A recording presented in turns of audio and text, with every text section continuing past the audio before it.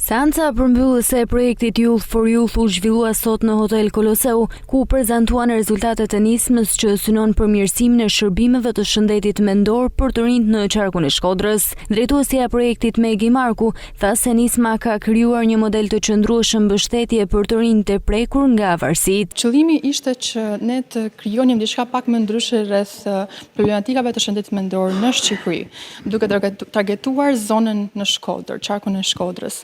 Ne ndërtuam një koncept që ndahet në 3 shtylla kryesore.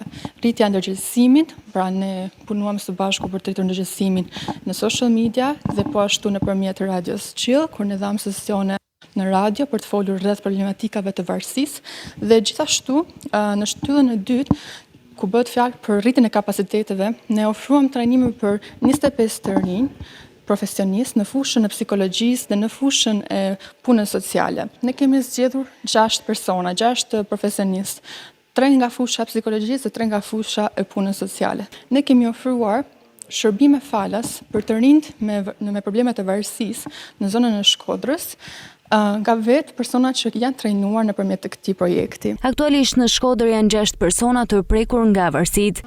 Po, 6 të rinj.